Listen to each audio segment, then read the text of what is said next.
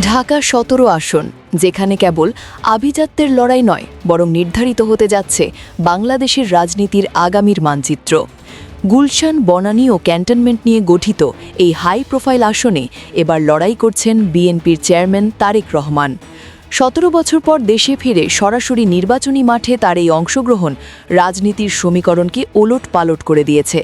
কিন্তু টকশো থেকে শুরু করে চায়ের আড্ডা, সবখানে এখন একটাই প্রশ্ন: তারেক রহমানকে ঠেকাতে কি গোপনে হাত মিলিয়েছে চিরশত্রু আওয়ামী লীগ ও জামায়াতে ইসলামী? রাজনৈতিক বিশ্লেষকরা একে দেখছেন এক অঘোষিত কৌশলগত সমঝোতা হিসেবে।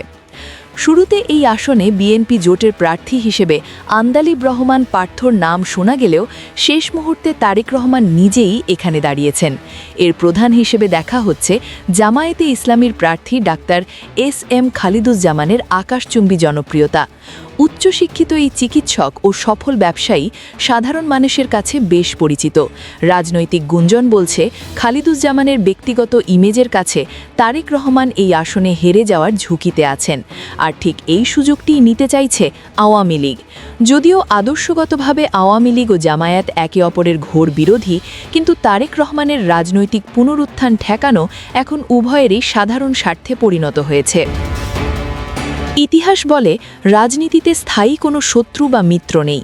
আওয়ামী লীগ সভানেত্রী শেখ হাসিনা প্রতিটি আসনে ভিন্ন ভিন্ন নির্দেশনা দিলেও ঢাকা ১৭ আসনে তার কর্মীদের তৎপরতা কিছুটা রহস্যজনক। লক্ষ্য করলে দেখা যায়, মাঠ পর্যায়ে এবং বিশেষ করে ভার্চুয়াল জগতে আওয়ামী লীগের সাইবার উইং তারেক রহমানের বিরুদ্ধে প্রচারণায় জামায়াত প্রার্থীর ইস্যুগুলোকে পরোক্ষভাবে সমর্থন দিচ্ছে। অনেক বিশ্লেষক মনে করছেন, সরাসরি জোট না হলেও কমন এনিমি বা সাধারণ শত্রুকে দমাতে দুই পক্ষই এখন এক ছাতার নিচে অবস্থান করছে। বিশেষ করে ডিজিটাল প্ল্যাটফর্মে জামায়াতের শক্তিশালী নেটওয়ার্কের সাথে আওয়ামী লীগের প্রচারণার এক অদ্ভুত মিল খুঁজে পাওয়া যাচ্ছে। ডাক্তার খালিদুজ্জামান অভিযোগ করেছেন যে তার ক্রমবর্ধমান জনপ্রিয়তা দেখে একটি বিশেষ গোষ্ঠী তাকে সামাজিকভাবে বিতর্কিত করার চেষ্টা করছে। কিন্তু এই বিশেষ গোষ্ঠী কি কেবল বিএনপি, নাকি এর পেছনে আওয়ামী লীগের কোনো গোপন চাল আছে? বাস্তবতা হলো, জামায়াত এখন আর বিএনপির ওপর নির্ভরশীল হয়ে থাকতে চাইছে না। তারা নিজেদের স্বতন্ত্র অস্তিত্ব প্রমাণ করতে মরিয়া। আর এই স্বতন্ত্র লড়াই যদি তারেক রহমানের ভোট ব্যাংকে ধস নামায়, তবে তাতে সবচেয়ে বেশি লাভবান হবে আওয়ামী লীগ। অর্থাৎ জামায়াতের নিজের শক্তিতে টিকে থাকার লড়াই পরোক্ষভাবে আওয়ামী লীগের কৌশলকেই সফল করছে। ঢাকা ১৭ আসনে তারেক রহমানের জয় কেবল একটি আসন জয় নয়, বরং এটি তার রাজনৈতিক নেতৃত্বের এক বিরাট অগ্নিপরীক্ষা।